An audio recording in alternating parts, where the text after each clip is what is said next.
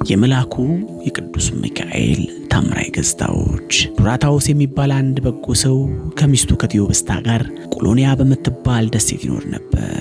ሁለቱም እንደ አብርሃምና ሳራ ፍጹምና ቅን ሆነው በሰውና በእግዚአብሔር ፊት ይኖሩ ነበር። የተራብን ለማጉረስ እጃቸውን ዘወትር የተዘረጋ እንግዳን ለማሳደርም ደጃፋቸው ፍጹም ክፍት ነበር። ይልቁንም በቅዱስ ሚካኤል ስም ነዳያንን መመገብና መመጽወት እጅግ የለመዱት በጎ ሥራ ነበር። በእንዲህ ያለ ልማድ ሲኖሩ ግን አንድ እንግዳ ነገር ደረሰ። በቀያቸው ረሃብ ገባ።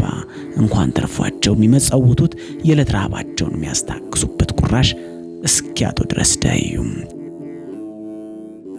ያሳሰባቸው የነበረው ቀጣዩ ዘመን እንዴት እንደሚገፋ ሳይሆን ባስለመዱት በቅዱስ ሚካኤል የመታሰቢያ ቀን በልማዳቸው መሰረት ሲሰበሰቡ ምን አብልተው እንደሚሸኟቸው ነበር ጭንቀታቸው።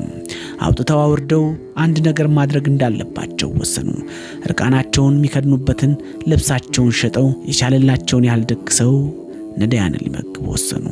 ዱራታዎስ የእርሱና የሚስቱን ልብስ ይዞ ወደ አንድ በግ ነጋዴ ወሰደና ልብሱን ይዞ በግ እንዲያበድረው እስከ 3 ቀን ዕዳውን ካልከፈለ ልብሱን እንዲያስቀረው ሐሳብ ሰጠ። አልተሳካለትም። በግ ነጋዴው ቤቴ በሐር ልብሶች የተሞላ ነውና ያንተም ሆነ የሚስት ልብስ አያሻኝም ሲል አሳፍሮ መለሰው። ዱራታዎስም አዘነ። ለቴዎብስታ ምን ብሎ እንደሚመልስላትና እንዴት እንደሚያሳምናት እያብሰለሰለ ሲጓዝ ድንገት አንድ ነገር ገጠመው። አንድ ግርማው እንደ ንጉሥ የሆነ አገረ ገዢ በሰራዊቱ ተከቦ ሲጓዝ መንገድ ላይ ተገጣጠመ። ዱራታዎስ በአክብሮት ጥግ ይዞ እጅ ነሳና ቆመ። ያ የሰራዊት አለቃ ግን እንደጠበቀው እንደ ዋዛ ከማለፍ ይልቅ በስሙ ጠርቶ አነጋገረው። በንግግራቸው ሂደትም ተግባቡና ዱራታዎስ ችግሩን ሁሉ ዘርዝሮ ነገረው። መኮንኑ ተያዥ ሆኖ ዱራታዎስ በማስያዣ ያጣውን በግ እንዲያመጣለት አዘዘው። ዱራታዎስ እጅግ ተደስቶ ወደ ቤቱ ሲደርስ ሌላ በረከት ሞልቶ ጠበቀው። በቤቱ የነበረው የእህልና የዘይት መያዣ ሁሉ ከአፍ እስከ ገደፉ ሞልቶ ጠበቀው። በዚህ ወቅት ነበረ በመንገድ የተገናኘው መስፍን የመጣው። ዱራታዎስና ቴዎብስታ በደስታ አስተናገዱት።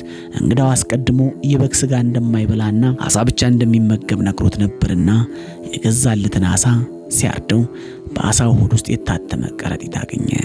ያን ጊዜ ፈጥኖ ለመኮንኑ አቀረበው። ይህን ጊዜ መኮንኑ ከረጢቱን ሲከፍተው በውስጡ 3 ወቄት ወርቅ ተገኘ። ቴዎብስታና ዱራታዎስ የሚያዩትን ነገር ማመን ተሳናቸው። ዱራታዎስ ያን መኮንን ካገኘውና በጉንዋስ ሆኖ ከገዛለት ወዲህ እንደ ሐምሌ ዝናብ ሳያቋርጥ በቤታቸው በረከት እየጎረፈ ነው። ያ መኮንን በእግዚአብሔር የተላከላቸው በረከት እንደሆነም ደመደሙ።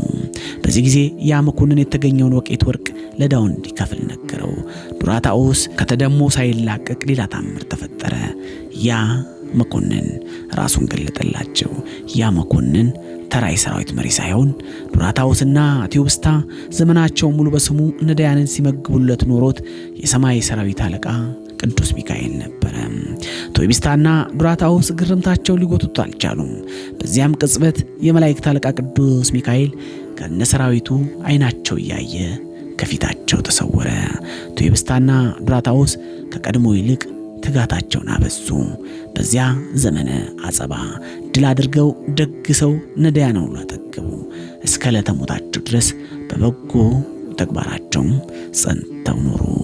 በረከታቸው በእኛም ላይ ይደር። ፎሎ፣ ሼር፣ ኮፒ ሊንክ እንዲሁም ዲዩት በማድረግ ለሌሎች እንዲደርስ እናደርግ። ኮሜንት ላይም አሜን እንበል። በረከቱ አይለየን።